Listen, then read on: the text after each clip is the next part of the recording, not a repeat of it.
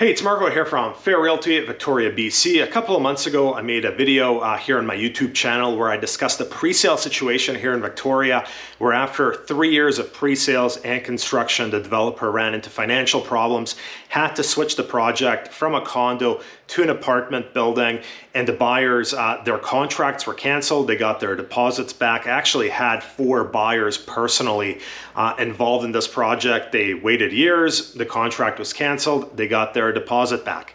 Last night, we had another unfortunate situation. A 77-unit condo building burned down on Quadra Street as it was approaching completion.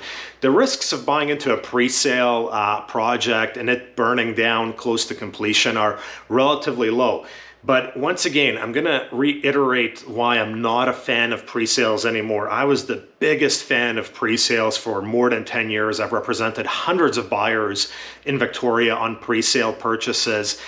But now the problem is you have to pay a premium for a pre-sale and take on the inherent risk that developer runs into financial problems. The building burns down as it's approaching completion and you've been waiting for years. So 10, 15 years ago, when I was personally buying pre-sales, let's say a tangible unit on the market was $500,000. You could go and buy a pre-sale for $450,000, $460,000, and you waited 2 or 3 years for that project to be completed, but you were getting it below the tangible market value of a completed unit. By tangible unit, I mean, let's say a unit that's 1 year old, that's for sale. In the last 5 years, this has completely shifted. Now, if a tangible unit is $500,000, a pre-sale is $550,000. So you're paying a premium to wait 2 or 3 years, and you're taking on the risk of your money, your deposit being tied up, the building running into financial problems, there being a huge fire. Really, it makes no sense. In the last month, I had a couple of my buyers buy completed units from Bosa at Dockside. Bosa at Dockside had some unsold units. They got these units at better prices than the pre-sale prices of these units 3 years ago. So, as I said, I can no longer recommend pre-sales going forward. It's not just a matter of risk. It's the matter of you're not being rewarded for the risk you're taking in buying a pre-sale.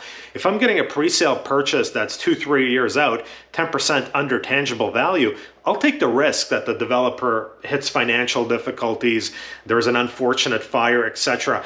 But why would I pay a premium and take the risk? Also, when you're buying resale, you're able to see exactly what you're buying. You're able to walk through the unit, assess the building. When you're buying a pre-sale, there's also the risk of there's an unexpected bulkhead in your unit, for example. So unfortunate news today. The building that burnt down, great developer, one of the best developers in Victoria. But I'll reiterate again, at this point in time, I can no longer recommend pre-sales in Victoria to my clients unless they're completely finished or they're a couple of months from being finished, or it's a discount to the tangible market, but I haven't seen a discount to the tangible market in many years. That's it for this week. Marco Juras, Fair Realty.